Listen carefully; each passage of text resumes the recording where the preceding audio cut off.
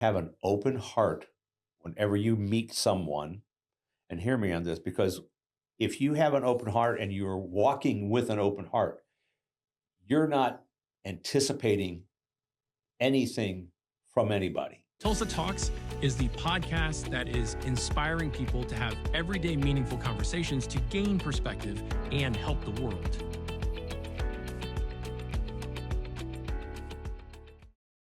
Welcome to Tulsa Talks, where we have a great honored guest today, Todd Davis. He is in the networking business in 13 states and the founder of that business to talk about the importance of networking in business. Todd Davis, thanks for coming. Greg, welcome to the show. Greg, it's my pleasure to be here, and I'm excited for what you're doing here and giving people an opportunity to get out there and share some of their knowledge with the community. Hopefully the community receives it. I agree with that. So where would you like to start? I'd like to start with what brought you into knowing the importance of networking in business? Fair enough. Well, I operate a company called Goldstar Referral Clubs. And why do you operate that business? What brought you to the awareness of knowing that there's a need for networking? Because, prime example, back in 2008 or 9, I was lacking work when we basically first moved to Tulsa, and a fellow that was working for me could find work because he had friends that were still working. Yep. And that triggered my thought, I need to build my network stronger. And how do I do that intentionally? So let me explain where and how and all this stuff. Years ago, I was in another group. And although as a real estate guy then, I got a lot of business out of it, but the whole setup was done more of a, you better do this or else. And that just doesn't sit with me very well. Big stick, little carrot? Absolutely. And so I had some business changes in my real estate business. I opened my own real estate company.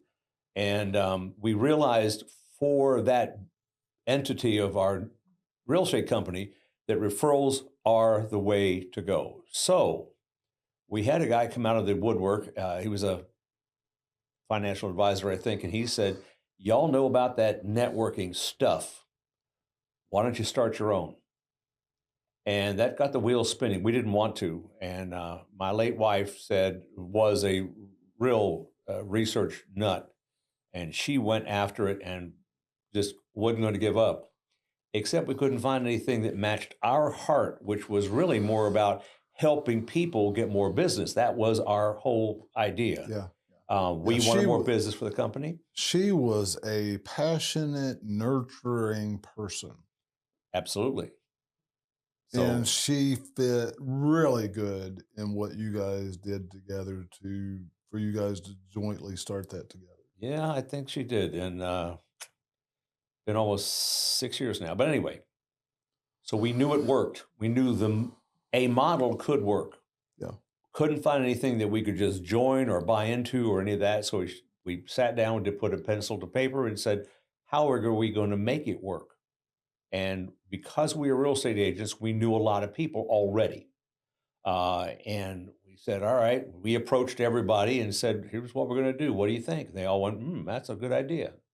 And we invited them all to come to a breakfast, and we told them a little bit about it. And we said, we're ready to go, guys. And a whole bunch of people joined.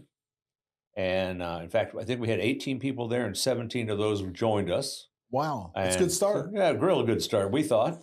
And, Craig, we wanted one group for my real estate company so we could develop that, except that one of the things we liked was having an exclusive industry where there was only one real estate company, one loan guy, one insurance guy. And I all of a sudden had people come up going, my category's closed. You have that spot, but I want to have that, what you have, because it looks great. And so we started a second club, and then we started a third club. And then we realized about the third club, we had developed a system on how to do this, where we could teach people how to do what we did and help them to be successful at it. And more importantly, so they're going to get referrals from it. So we developed it. We took it in 2008. We locked a couple of guys. I'll joke. We locked a couple of guys in a room, fed them pizza and pop for 2 days, and we developed a game plan to go out of state because we were only in Oklahoma for a while.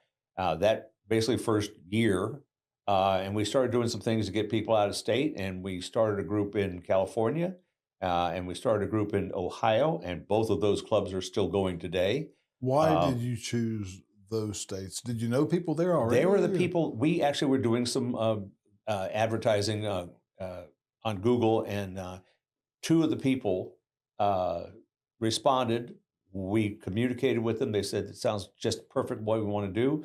And so we developed an out of state. How could we do that? And there's a commission structure based into people that start groups, but that's not the important part. There is a commission structure for that.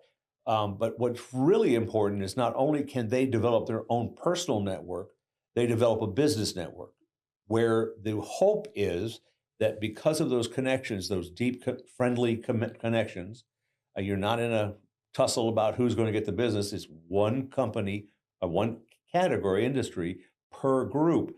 So it was all about getting to know the people, like the people, trust the people. And it's logical that when they have a client or customer or relative that needs some help, they're going to go to their friend who they've now gotten to know, like, and trust, to be able to say, well, Sally, you need some help with financial information, or you want to look at buying a house, or you need some insurance because yours is too high. I've got a guy that I really like. I think you will too. Would it be okay if I asked him to give you a quick call? It's not you're not obligated, but I like the guy. My insurance is over there, and you may find that he's a pretty good dude. And that's where it went. They started growing, and they added more clubs. California took off like a rocket, except that the fellow that we originally started with, his name is Terry. I had a conversation with him today. He's no longer in California. He's in Arizona. And he said, I got to back out. My wife is bugging me to go back to teaching because they're offering me enormous amounts of money to do that. He said, I got to take the job. Cindy, his wife, is bugging the dickens out of him. And he said, I got to back out. Well, the one lady in the group, we said to the group, what do you want to do? And Mary said, I want to do it. And I said, okay. And she did. And she is going like gangbusters. So it seems that when we have somebody that's got a drive within them to be successful, this is not her full-time job. She does have a full-time job. And she has her own business? She actually works at a radio station. Okay. Works, I should say, for the radio station in advertising. And is just doing a bang-up job. And is mostly due because of the relationship she has with Goldstar people. Yeah. Either they are doing advertising on the station, or they're referring her to people that need radio ads. People sometimes don't know what they need until they don't have it. And then when it's brought to light, they go, oh, that might be a really good idea. So, yeah, like that. Right. Before I started going to Goldstar, back when we went to Goldstar, and we're starting to go into Goldstar again because we changed businesses, and I did see a great value for what we were doing at one time. And then we went large commercial, statewide, Arkansas, and it was just, didn't really have anybody to fit in that networking, and we had kind of built relationships, and we were networking that as well. Sure. And all that being said, before I joined an organized networking group, I had went to a couple of other ones, and they didn't feel right. They felt phony. I felt out of place. And so if somebody's went to a networking group before and they felt out of place, maybe that was just like a church experience that a lot of people have had. That wasn't a fit for them. Not every club is going to have the same feel. Is that right? Absolutely. It's going to have different feels. Some groups, not ours, but some groups are all about pay us your money and join now. And we really don't give a rip about you as a person or your business. And I saw that a lot the other way back when they really didn't care. And I just have to say that was not our philosophy in going into this. We wanted to operate out of a little bit more grace, have a little bit less strict rules, so people could. But you got to admit, your groups do have a different feel, different flavor to them individually because of the collection of people that are in those groups. Is that right? Yes, sir. So just because you don't feel comfortable in one group, I mean, the structure is completely different. I get it, and I agree with that. I would not be a part of that other group, that other structure. But if you don't feel good about one group, or that flavor is not for you, there's other ones out there that have different flavors. And each of our groups, each of our clubs, has their own unique makeup. Mm-hmm. Some insurance companies, might be better than the other, but we don't hold that back. If the person is a business person of good repute, we are going to accept them typically into the club. But the club is the one that decides. Mm-hmm. It is not Todd making a decision. It is the club, and we do an interview process, and we get to know them a little bit more. You vet them? Absolutely, and we background check. Mm-hmm. So, and that's unusual because a lot of these people, they'll take anybody off the street. If you've got the money, they take you. But we came up with things. Other groups don't have a true no contract monthly option. We do, and we have an annual one that saves a couple of bucks. Saves $130. But the thing is, because we offer such a low entry point, we can get, if you will, more people, which we don't mind. But when they start making good money because of the referrals they receive, we ask if they want to go annual. Sometimes they will, sometimes they won't. I've got people that have been with me over 8 years that are still monthly members. Oh, wow. So I said, don't you want to go annual? They go, no, I'm good. And I don't care. I don't care how they are members. I just want them to be members, good participating members that are quality people that do quality work and that can do what they say they can. Mm-hmm. And if they can't, we want them to say, not my wheelhouse, I can't do that. I may know somebody I can refer to you, but they're not a part of Goldstar. And I've done that sometimes when for an example, we had in Goldstar a small appliance repairman. And when they got so busy and they started really growing, and they said, I can't do it anymore and have a representative here. They went through some transition in personnel too, that's part of it. But they were the only people I knew that were quality and would do the work at a reasonably fair price, is what I thought, and I agree. And when we got a new small appliance guy that came to a group, he was just a visitor. I interviewed him a few moments and said, I've got stuff I need to have fixed. Can you come to the house and fix it? He said, sure. His prices were fair. He did a great job. His wife is lovely. She travels with him to keep notes. And it was awesome. And he is now a flourishing member of Goldstar. And now I know somebody else in Goldstar. And because I want to stay loyal to the people that are loyal to me. They're members of Goldstar, and it's not to me. They're members of the club. But, I develop a relationship with a lot of people. And when I have that relationship, I want to pay it back, if you will. They paid me money to become opportunities. Sure, open the door for them because I needed a couple things done, and I was very pleased with the work they did. Anyway, sorry. Go ahead. You had us out to your house and replaced your driveway. Absolutely, back when we were doing concrete work. Still happy with it. Good. So very important. What I really like was the French drains that are in. It was awesome. Yeah, we ripped Todd's driveway out and one day replaced it the same day, realized that he needed some downspout drain lines and ran them as we were prepping for concrete. And he was driving on his driveway within 4 days of the time that we started. Yeah. And that's just the way we rolled. It was great. It was helping people the right way. And we're talking about networking today and giving people opportunities. And one thing that I learned when I built my wheelhouse up or my connections up to intentionally look for people that were part of my group to help them succeed by letting other people know that they could do that for them, Absolutely. then only thing that was doing was becoming a part of the process of flow is what I call it, and connecting people to people that needed help that could help them.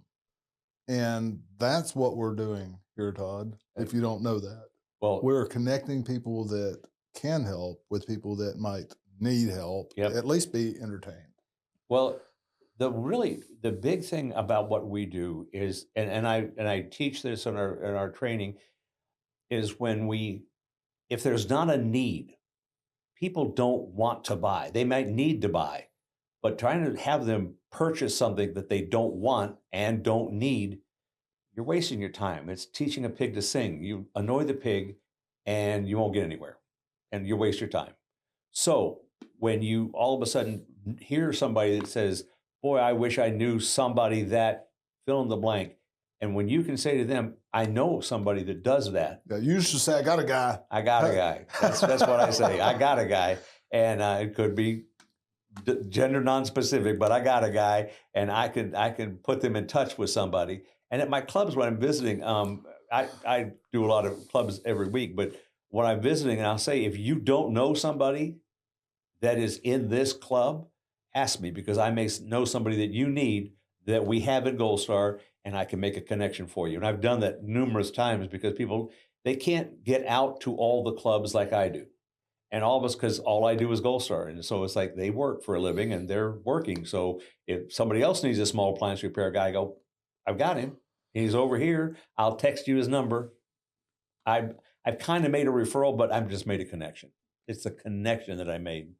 Yeah, that's the big deal to me, is helping people become connected, and for me to be more connected, because the connections that I received at Goldstar, you guys do this 10-minute presentation that's on a rotating system. If you have 20 people in a club, every 20 weeks, basically speaking, you're going to have the opportunity or the challenge of presenting a 10-minute presentation, something that's specific to your industry.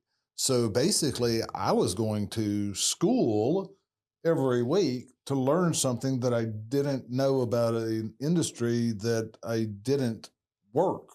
And that helped me become more well-rounded to be able to navigate life better. And it also helped me to know that person knew what they were talking about. And unfortunately, I also saw sometimes where, well, that person might not know what they're talking about. Yeah, you learn that too. But there are some, Most people in Goldstar know what they're talking about. And just because they're not a public speaker doesn't mean they don't know what they're talking about. And public speaking is one of the things we actually have helped people get over, because years ago, for an example, we had a gal who was representing a home inspection company, and she was petrified to stand up and say anything. She would stand up and sit right down, tell the name of the company, and sit down.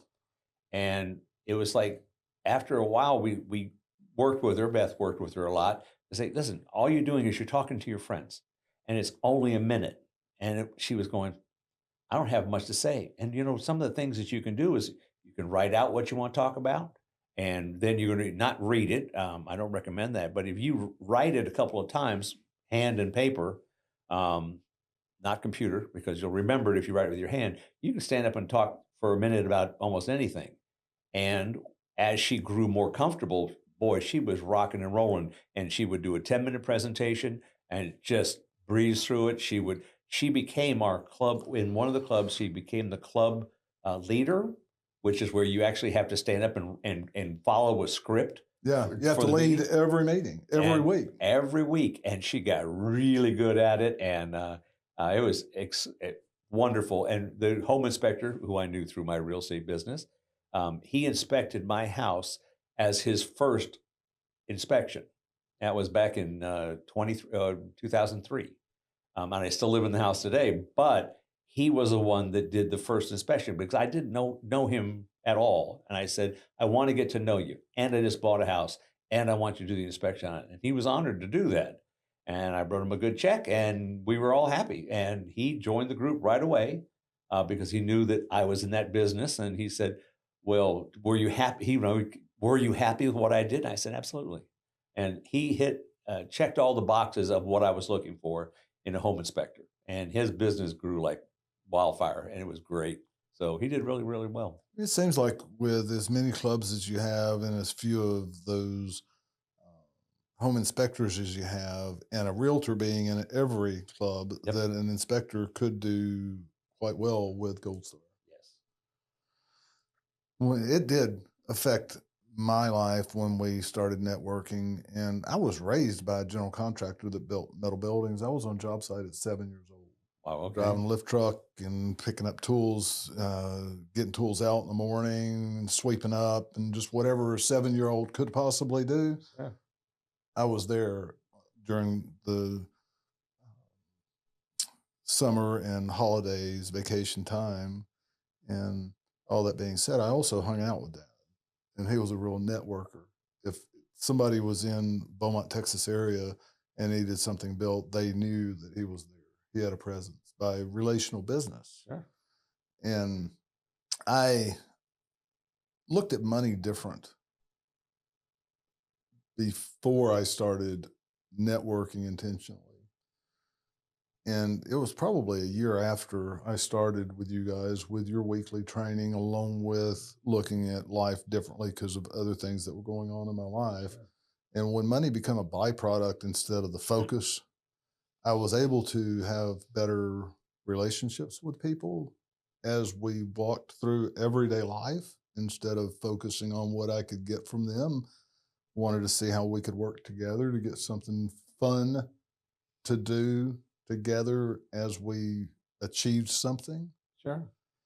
And that light switch, I've heard a lot of people talking about that. And so you can go to a networking group thinking about what you're going to take from that group, and you'll receive less than if you go to a networking group when trying to see how you can give to that group.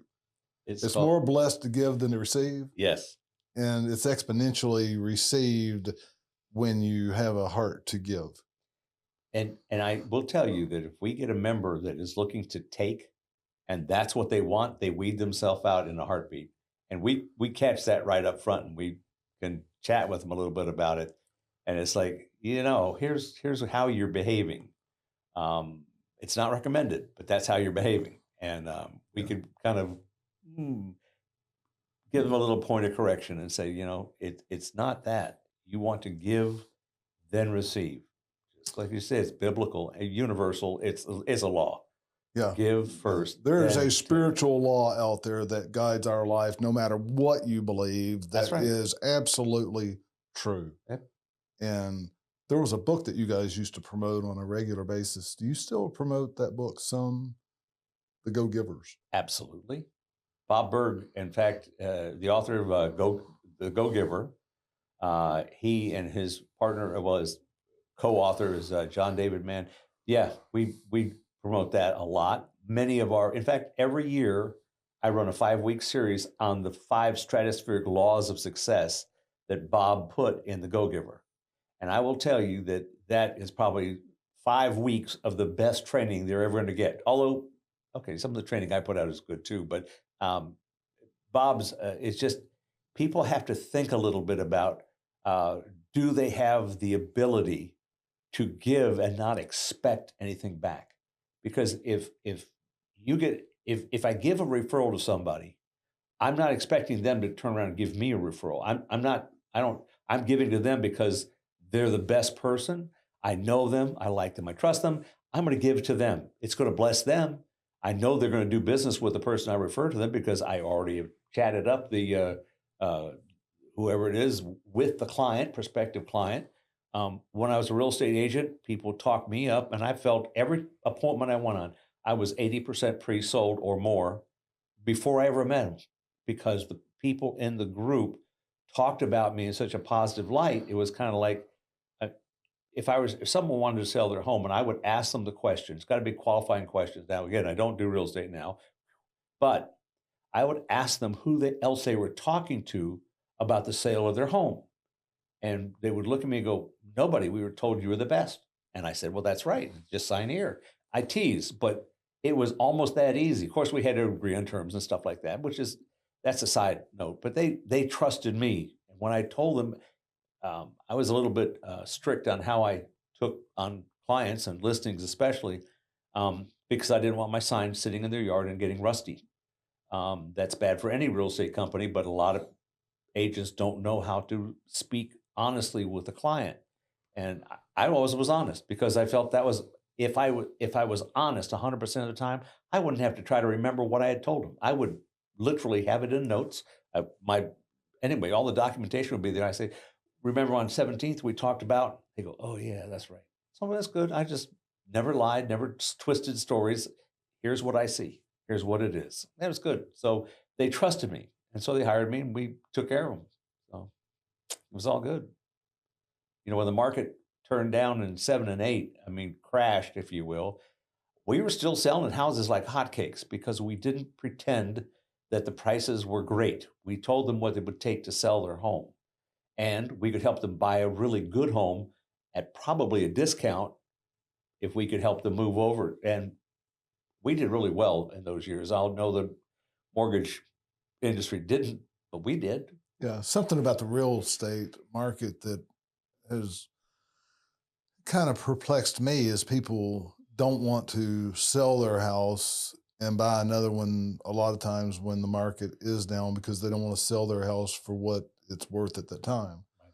But if it's all rising and lowering and its percentage is different, then what does it really matter if your house is worth $500,000 today or $250,000 tomorrow if the same house that you want to buy is $500,000 and $250,000 tomorrow? Exactly.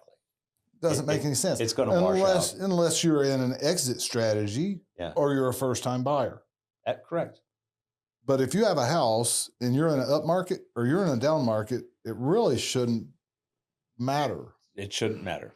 And the only thing we had to get over was that the lenders, all of a sudden at that point, they had to actually start qualifying people and making sure they had money that they could pay the mortgage. Yeah. It wasn't free for all money anymore? No, that stopped. And when that was a crazy time. And people were saying, well, I can sing. They'll say, we'll give you a loan.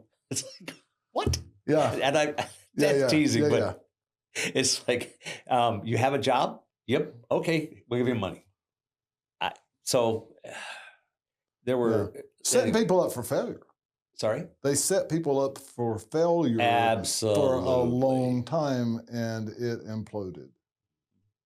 There was a builder out here locally that was selling homes, and in the loan package, they were saying, well, not only we're going to give you the house price, which was inflated, we're also going to pay off all your credit cards, and we're also going to do this and that and this for you.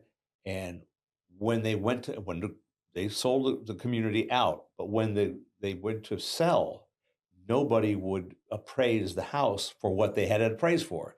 The loan guy was in cahoots, the lender appraiser was in cahoots, the builder was in cahoots, and the builder, in fact, I suspect went to jail. I know that the FBI got involved, and I just leave it at that. And I won't mention names, but he was just not a very straightforward guy.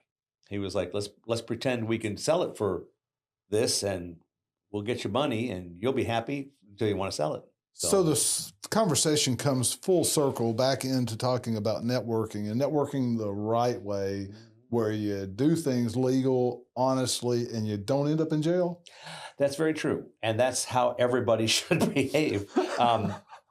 Most of the time they do, but not. My people are all good. I trust in all of Goldstar. Occasionally we'll have a bad apple, and we have to address things like that. Because they just behave wrong, and they sometimes have been a member for years, and all of a sudden, a gentleman is speaking ill to a lady, and it's not in a positive way, and so we would put quietus on that one for sure, real quick. Stop fast, and we have to sometimes let go of somebody, And bad members seem to weed themselves out early. Mhm. A particular situation where this happened, he'd been a member with us for years, and he sat next to a lady in the club and made some derogatory, inappropriate comments to her, crude and sexually harassing. Mm. I talked to her boss and the lady he talked to, and I said, would you consider it sexual harassment? She said 100%. I said, okay, he's gone. There's no more story. That's it. And of course, he wanted to defend himself. I said, nah, we're not even going to have a conversation about it. You're out. Now, does that sound cold and heartless? No, I'm protecting the people that gentleman met from any further damage. I'm protecting the company because we don't want to have him behaving that way ever. So anyway, sometimes you want to protect the culture of your club, you want to protect the integrity of your company, and you want to protect the community by not promoting what that man stands for. absolutely. It was, I couldn't believe it when I heard the rumor. And I was thinking, and he admitted that he did this it. guy. Well, there was no admitting. We knew that happened. I heard it from multiple people. So I had not only the lady. I didn't talk to her because it was she was beside herself. She couldn't talk to anybody. I think at that point she was crying. Wow. So I talked to her boss, and I asked the boss, who happened to be a woman. I said, "How do you feel about it? Was it sexual harassment?" She said, "Yes." And this gal was hurt. So. Yeah. But I heard it from a lot of people. In fact, I think another member called me and said, this is what happened. I think you need to start making some phone calls, which is exactly what I did. And I got confirmation. I didn't need to have a conversation with him. So even in the right settings, sometimes the wrong people come in. And if we don't take action, then that can ruin the integrity of what we're doing. Absolutely. And I see that in a lot of different arenas in life where somebody goes in and they allow that person to exist, or maybe something comes into my life and I allow that to stay in my life without ridding my life of that. Exactly. And it can disturb my life in ways that I don't want it to disturb my life. That's right. So we take strong stances against improper action and still somehow find ways to forgive and love ourselves and others through that. You're right. Even if we have to remove that from our lives. Yep. I mean, we just had Easter, and Jesus died for us and for all of what we as humans have done. I think it's fitting that we mention that because you can forgive a lot of people, but you don't necessarily have to forget. And so that person will never come back to Goldstar. What's curious is that I had an application come in the office, and it was the same name as this guy. And I called the person who was in charge of the area, and I said, I'm very concerned about this person. Tell me not only what he does, but what does he look like? And he said, oh, he's a painter, and he's about 5'8". I said, okay, he's fine. The other guy was about 6'4" and didn't do that. And he wasn't a painter. And I said, all right, just the name was the same. And it was like, it was an unusual name. So I said, something, no, so a quick investigative call, the painter is now painting for us. So there you go. The main thing that Todd Davis would suggest people to do with networking, what is the number one thing, not necessarily in Goldstar, not necessarily in a networking group, maybe it is, maybe it's not. What's the number one thing that Todd Davis would tell somebody to have a takeaway that the most important thing is to do in business for networking after you've lived how long doing business networking for a living? 18 years. 18 years of experience. What's the number one thing, Todd? It's hard to say just one thing because I would probably start with saying have an open heart whenever you meet someone. And hear me on this, because if you have an open heart and you're walking with an open heart, you're not anticipating anything from anybody. If it happens good, it's good. If it happens bad, it's still good. just maybe not the person you want in your life. But if you walk with an open heart, and anytime you're meeting other people in general, but business people specifically for this situation, have an open heart to learn about them before a pitch, for example. I hate the word pitch, but if you're going to talk to somebody and get to know them right off the bat, you must have an open heart to listen to what they're going through. Everybody has something they're going through. It could be great. It may not be.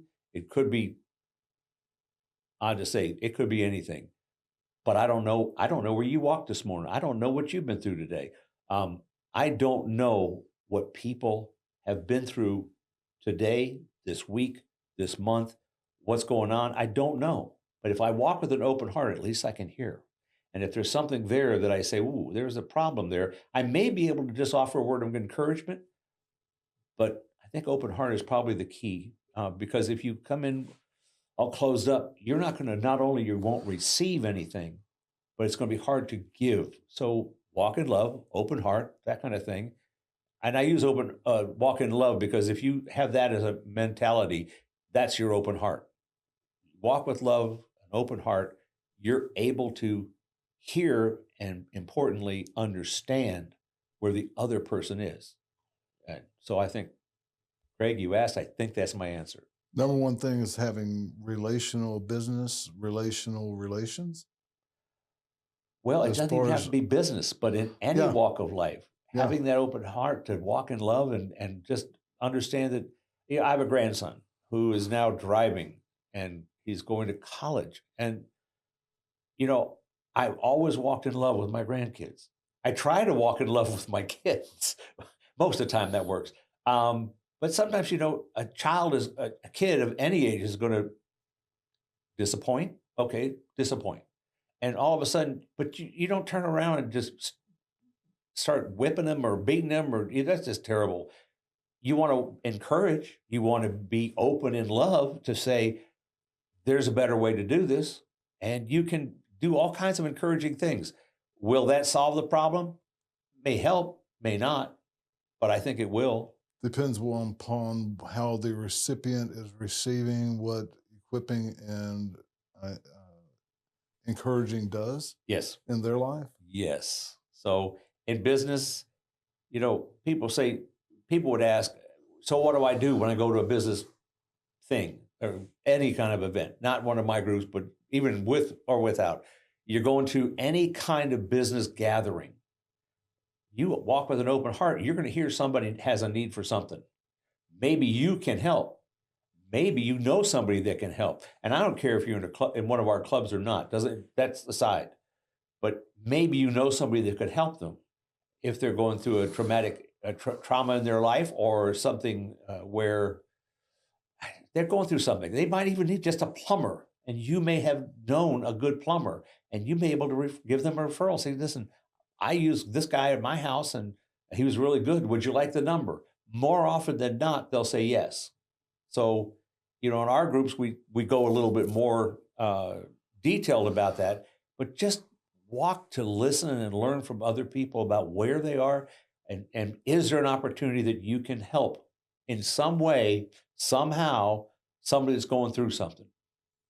Walk with an open heart. Yep. And listen to see how you or someone might be able to help them with a situation that they're currently dealing with. For an example, Craig, I don't do plumbing. I did plumbing once. I tried to change a faucet on my sink, and I was without water in the kitchen for 5 days. And I realized that buying breakfast and lunch and dinner for family for 5 days was not how I wanted to spend my money.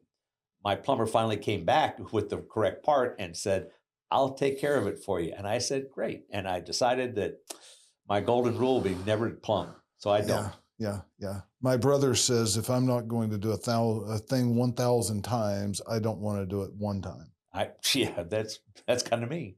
I don't do roofing. I don't do windows. I don't replace windows. But you don't do concrete.